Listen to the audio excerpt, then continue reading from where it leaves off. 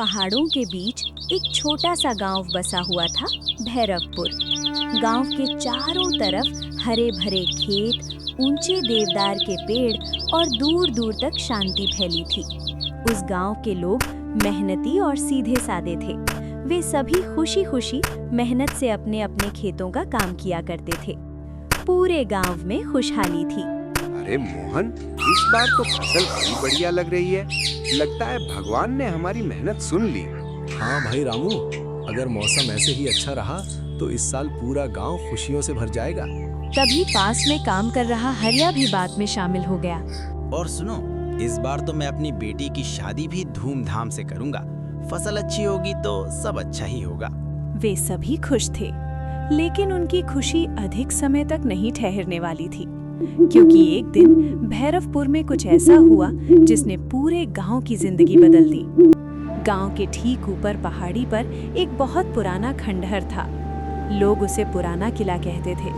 बुजुर्गों का कहना था कि वो किला सैकड़ों साल पुराना है और वहां कभी एक निर्दयी राजा रहा करता था। उसने मरने से पहले गांव वालों से लुटे खजाने को उसी किले के नीचे कहीं छुपा दिया था।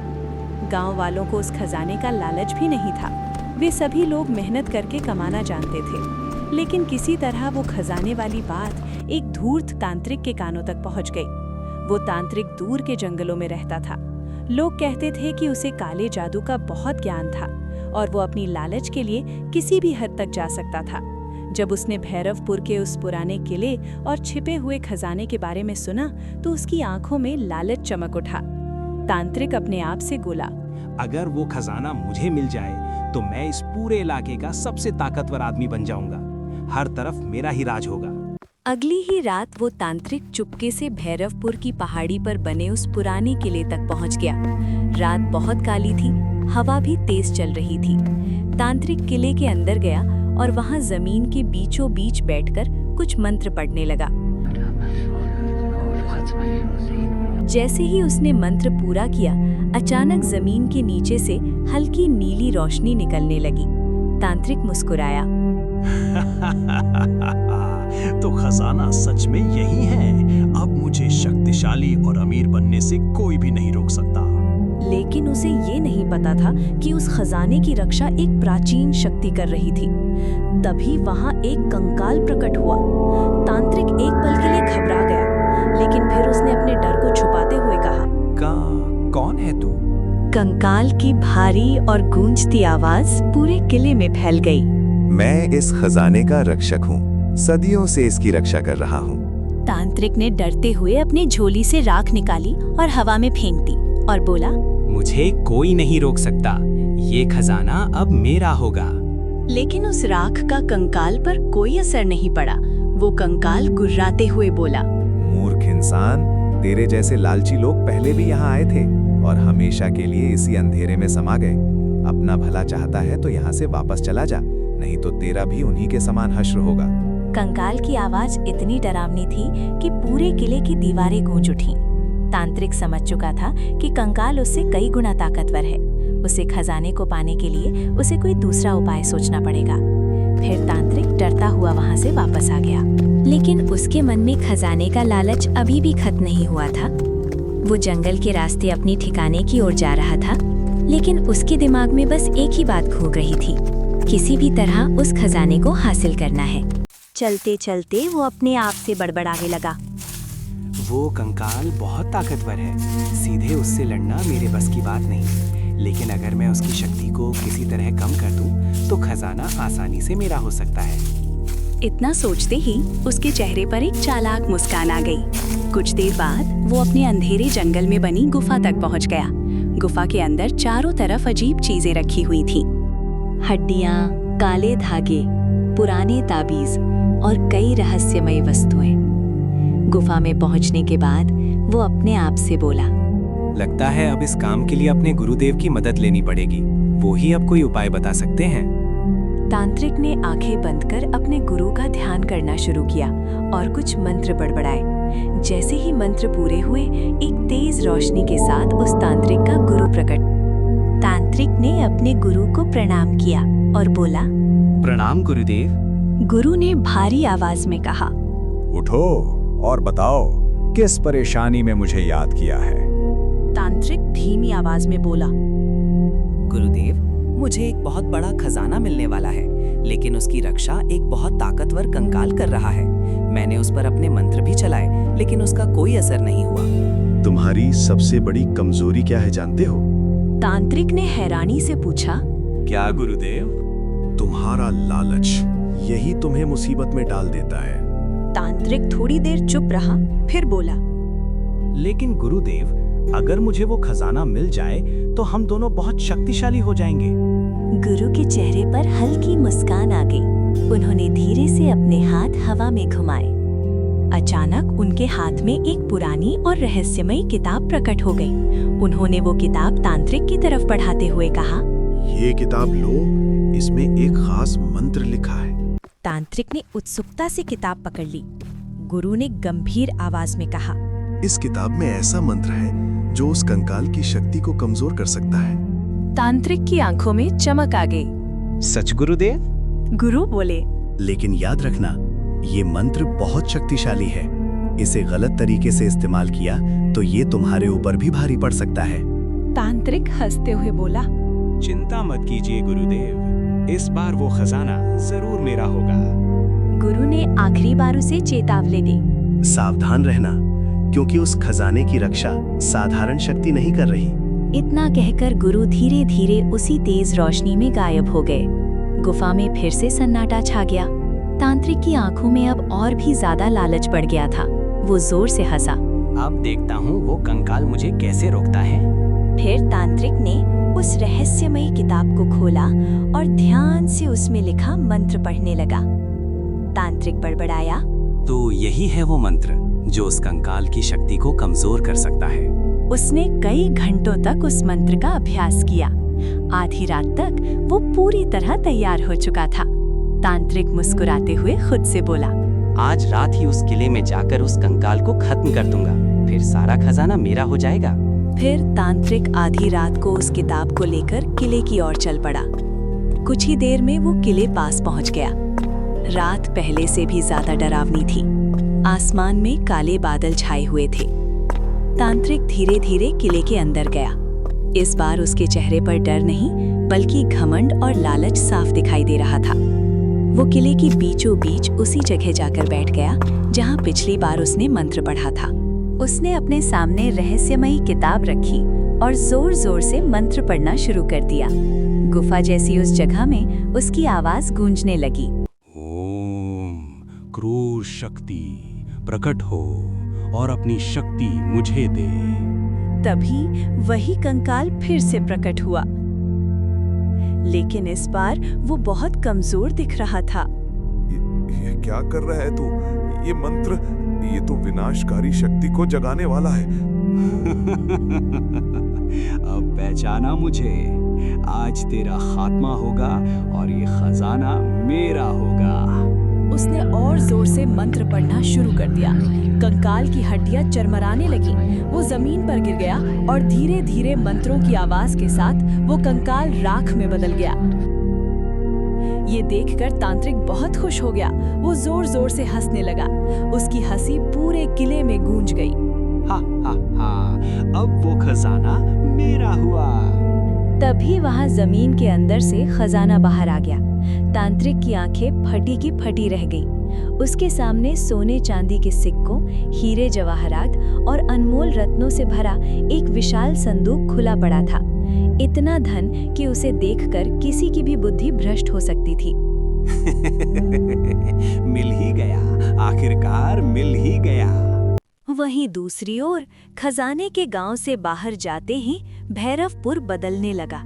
रामू सुबह उठा तो देखा उसके खेत की सारी फसलें सूख चुकी थी। जो कल तक हरी भरी लहलहा रही थी, वो आज भूरे रंग की हो चुकी थी। ये क्या हो गया? ऐसा कैसे हो सकता है? तभी वहां भागा भागा मोहन भी आ पहुंचा। उसके खेत का भी वैसा ही हाल था। तब तक हरिया भी खेत में पहुंच चुका था। तीनों दोस्त एकत्र हुए। ये तो अजीब बात है। कल तक सब ठीक था, आज सब खत्म। मेरी बेटी की शादी, मैंने तो इसी फसल के भरोसे शादी की तैयारी शुरू की थी। अब क्या होगा? धीरज रख हरिया, अभी घबराना मत। शायद कोई बीमारी आई हो खेतों में। बीमारी? ये कोई बीमारी नहीं है। देख, मेरे खेत में तो एक भी पत्ता हरा नहीं है और कल तक ये सब लहलहा रहा था। ऐसा कैसे हो सकता है? तभी दौड़ती हुई रामू की पत्नी पार्वती वहाँ आई। घर में चूल्हा जलाने लायक भी लकड़ी नहीं है और तुम यहाँ खड़े हो। अरे, ये क्या हुआ खेतों को? पता नहीं पार्वती, सुबह उठा तो ये हाल देखा। अब हम क्या खाएंगे? बच्चे भूखे सोएंगे क्या? तभी वहाँ गांव के बुजुर्ग दयालु चाचा भी आ गए। बेटा रामू, ये कोई साधारण बात नहीं है। मैंने अपनी जिंदगी में ऐसा कभी नहीं देखा। ऐसा लगता है जैसे किसी ने जादू कर दिया हो। जादू? चाचा, आपको क्या लगता है ये किसने किया? बूढ़े चाचा धीरे से बोले। पता नहीं बेटा, लेकिन कल रात मैंने कुछ अजीब सी आवाजें सुनी थी। गांव के सभी लोग परेशान थे। एक तरफ गांव के खेतों में ऐसा हो रहा था, जबकि दूसरी ओर गांव के अंदर का माहौल कुछ अलग ही था। सुरेश अपने घर के आंगन में बैठा चारपाई बुन रहा था। तभी उसकी पत्नी गीता अंदर से घबराई हुई आती है। सुन रहे हो जी, हमारी गाय को अचानक क्या हुआ? उसकी तबीयत बहुत खराब है। क्या? अभी तो कल ठीक थी, आज क्या हो गया उसे? सुरेश घबराया हुआ गौशाला में जाता है। बीमार गाय जमीन पर लेटी हुई जोर जोर से सांस ले रही थी। हाय राम, इसका तो बुखार बहुत तेज है। पानी ला गीता, जल्दी। वहीं दूसरी ओर महेश अपनी भैंस के पास बैठा था। उसकी भी भैंस अचानक बहुत बीमार हो गई थी। पूरे गांव का ऐसा ही हाल था। उनकी फसलें खराब हो गई थीं और गांव के मवेशियों की तबीयत खराब हो रही थी। इन सब बातों से परेशान होकर गांव वालों ने मिलकर एक सभा बुलाई। सरपंच जी, हमारे खेत की सारी फसल सूख चुकी है। कल तक हरी भरी लहरा रही थी, आज सारी फसल सूख गई। हाँ सरपंच जी, मेरे खेत का भी यही हाल है। ऐसा लगता है जैसे आग लग गई हो खेतों में। सरपंच जी, मैं तो बर्बाद हो गया। मेरी बेटी की शादी की सारी तैयारी थी। फसल के भरोसे ही शादी करनी थी। अब क्या होगा? धीरज रखो, धीरज रखो हरिया। एक एक करके सबकी बात सुन लेते हैं, फिर कोई उपाय निकालेंगे। सरपंच जी, आज हमारी गाय अचानक बीमार हो गई। सुबह से तड़प रही है। बेचारी की हालत बहुत खराब है। सरपंच जी, मेरी भैंस भी बीमार है। उसकी हालत भी बहुत खराब है। गांव के और भी पशु बीमार हैं। सरपंच जी, मुझे तो लगता है किसी ने हमारे खुशहाल गांव में जादू कर दिया है। गांव के सभी लोग परेशान हैं। अब आप ही कोई उपाय बताइए। ये तो बहुत ही गंभीर बात है। आज तक गांव में ना ऐसा कुछ हुआ, ना ही ऐसा कुछ सुना। हमें पंडित जी के पास जाना चाहिए। अब वही हमें कोई उपाय बताएंगे। सरपंच की बात सुनते ही सब लोग एक साथ मंदिर की ओर चल पड़े। सरपंच जी, आज ऐसे अचानक मंदिर में कैसे आना हुआ और इन सब गांव वालों के चेहरे क्यों उतरे हुए हैं? पंडित जी, हमारा गांव बर्बाद हो रहा है। फसलें सूख गईं, पशु बीमार पड़ गए, गांव में कहर मचा हुआ है। कुछ भी समझ नहीं आ रहा है। अब आप ही कोई उपाय बताइए। पंडित जी ने ध्यान लगाने के लिए कहा और मंदिर के सामने जाकर ध्यान लगाने लगे। ओम। कुछ देर ध्यान लगाने के बाद पंडित जी सरपंच जी के पास आए और बोले, बेटा, ये कोई साधारण विपत्ति नहीं है। ये उस प्राचीन श्राप का प्रभाव है जो उस निर्दयी राजा को दिया गया था। कोई उस खजाने को गांव से बाहर लेकर गया है। अगर पूर्णिमा से पहले वो खजाना गांव में वापस नहीं आया तो गांव वालों को और भी विपत्ति का सामना करना पड़ेगा। पंडित जी, गांव वालों को तो उस खजाने का कोई लालच नहीं है। पता नहीं कौन वो खजाना लेकर गया है। खजाने को एक तांत्रिक अपने साथ ले गया है। अब उससे वो खजाना वापस लाना पड़ेगा। गांव को इस विपदा से बचने का एकमात्र यही उपाय है। पंडित जी की बात सुनकर सभी गांव वाले सन्न रह गए। सरपंच ने गहरी सांस ली। पंडित जी, हमें तो ये भी नहीं पता वो तांत्रिक उस खजाने को लेकर कहाँ गया है। हम उसे ढूंढेंगे कैसे? मैं तुम्हें बस इतना बता सकता हूँ कि वो तांत्रिक खजाने को लेकर जंगल के पास वाली गुफा में गया है। अब ये तुम्हारा काम है कि उसे वापस कैसे लाना है। फिर पंडित जी ने अपने पास से एक ताबीज निकाला। मैं तुम्हें एक ताबीज देता हूँ। ये ताबीज उस तांत्रिक की सारी काली शक्तियों को निष्क्रिय कर देगा, लेकिन इसका प्रयोग तभी करना जब वो तुम पर हमला करे। पहले उसे समझाने का प्रयास करना। इतना कहकर पंडित जी वहां से चल दिए। अब सरपंच जी सोच रहे थे कि तांत्रिक से वो खजाना वापस कैसे लिया जाए। तांत्रिक बहुत ही खतरनाक था, लेकिन तभी हरिया उनमें से आगे आकर बोला, कुछ भी हो जाए, मैं तांत्रिक से उस खजाने को वापस लाऊंगा। हरिया के साथ मैं भी जाऊंगा जंगल। हाँ, मैं भी तैयार हूँ जंगल जाने के लिए। देखता हूँ कैसे वो तांत्रिक हमारा खजाना वापस नहीं करता। अगली सुबह वे तीनों उस ताबीज को लेकर जंगल की ओर चल दिए। कुछ ही देर में वे तांत्रिक की उस गुफा के पास पहुंच गए। मुझे लगता है यही वो गुफा है जहाँ तांत्रिक रहता है। चलो अंदर चलकर देखते हैं। ध्यान रहे, तांत्रिक को हमारे आने का एहसास ना हो। सावधानी से चलना। तीनों दबे पांव अंदर आ गए। गुफा के अंदर तांत्रिक उस खजाने को रखकर पूजा कर रहा था। तभी तांत्रिक ने उस खजाने में से एक हीरे को अपने हाथ में पकड़ लिया, लेकिन जैसे ही उसने हीरे को हाथ में लिया, उसका हाथ जलने लगा। ये खजाना तो मुझे जला रहा है, लेकिन ऐसा क्यों? तांत्रिक ने 2-3 बार फिर से प्रयास किया, लेकिन हर बार खजाने को छूते ही उसका हाथ जलने लगा। तभी उसकी नजर हरिया, सुरेश और महेश पर पड़ी। वो झटके से उठ खड़ा हुआ। कौन हो तुम? यहाँ कैसे आ गए?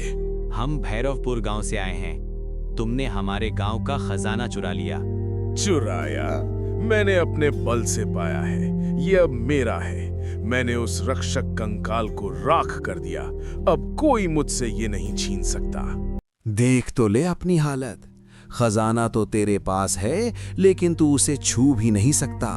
तेरे हाथ जलने लगते हैं। उनकी बातें सुनकर तांत्रिक को और भी गुस्सा आ गया। उसने एक मंत्र पढ़ा और उन तीनों की ओर अपनी शक्तियों से वार किया, लेकिन पंडित जी के तावीज की वजह से उन तीनों को कुछ भी नहीं हुआ। इससे तांत्रिक और भी परेशान होने लगा। ये खजाना हमारे गांव का है और इस पर बहुत से श्राप भी हैं। कोई भी इस खजाने का इस्तेमाल नहीं कर सकता। एक राजा ने इसे गांव वालों से लूटा था और फिर कभी इसका उपयोग नहीं कर पाया। उसका लालच इतना था कि मरने के बाद भी कंकाल बनकर इसकी रक्षा करता था। और अगर तूने लालच किया तो तेरा भी ऐसा ही हाल होगा। जिंदगी भर इस खजाने की रखवाली करेगा और मरने के बाद तेरा कंकाल इसकी रखवाली करेगा। फिर तुझसे भी ताकतवर कोई आएगा और इस खजाने को तुझसे छीन कर ले जाएगा। तांत्रिक की आंखों में पहली बार सच्चा डर दिखा। उसने अपने जले हाथों को देखा, फिर उस खजाने को देखा जो उसे जला रहा था। अब तांत्रिक बुरी तरह डर गया था और उसे अंजाम साफ दिखाई दे रहा था। तुम सच कह रहे हो। मैंने सोचा था ये खजाना मुझे ताकत देगा, लेकिन इसने मुझसे मेरी सारी शक्तियां छीन ली। मैं ना तो इसे छू सकता हूँ, ना इससे दूर जा सकता हूँ। मैं बस इसी के पास बैठा जलता रहूंगा। तो अब भी समय है। ये खजाना हमें दे दे। हम इसे वापस किले में रख देंगे जहां से तूने निकाला था। श्राप खत्म हो जाएगा और तू भी इस जलन से मुक्त हो जाएगा। हम तुझसे लड़ने नहीं आए, हम तो बस अपने गांव को बचाने आए हैं। हमारी फसलें सूख गईं, पशु मर रहे हैं, बच्चे भूखे हैं। अगर तूने खजाना नहीं लौटाया तो पूरा गांव तबाह हो जाएगा। तांत्रिक ने चुपचाप सिर झुका लिया। उसकी आंखों से आंसू बहने लगे। वो धीरे से उठा और संदूक की ओर इशारा करते हुए बोला, ले जाओ ये खजाना। मैं इससे मुक्त होना चाहता हूँ। मैं समझ गया, लालच की कोई मंजिल नहीं होती। हरिया, सुरेश और महेश ने संदूक उठा लिया और उस संदूक को लेकर अपने गांव की ओर चल दिए। फिर सभी गांव वालों ने उस खजाने के संदूक को उसी किले में वापस रख दिया। जैसे ही संदूक गांव की सीमा में आया, हवा चली, सूखी फसलें फिर से हरी भरी हो गईं, पशु स्वस्थ हो गए, श्राप समाप्त हुआ। कुछ महीने बाद भैरवपुर फिर से खुशहाल था। हरिया ने अपनी बेटी की शादी धूमधाम से की। तांत्रिक, जिसे अब सब भोला कहते थे, गांव का हिस्सा बन चुका था। वो खेतों में काम करता, मेहनत से जीना सीख गया था। एक शाम चौपाल पर सब बैठे थे। भोला, कभी उस खजाने का मन करता है? नहीं रामू भाई, असली खजाना तो ये गांव है। यहाँ की मेहनत, यहाँ का प्यार, यहाँ की सादगी, यही सबसे बड़ा धन है। यही सीख है बेटा, लालच सब कुछ छीन लेता है और संतोष सब कुछ दे देता है। और भैरवपुर में फिर से वही खुशहाली लौट आई। किले का खजाना वहीं दफन रहा और कोई उसे छेड़ने नहीं गया। गांव वाले अपनी मेहनत पर खुश थे और उनकी खुशियां अब कभी कम नहीं हुई। दोस्तों, कहानी अच्छी लगी तो वीडियो को लाइक करें और चैनल को सब्सक्राइब करें।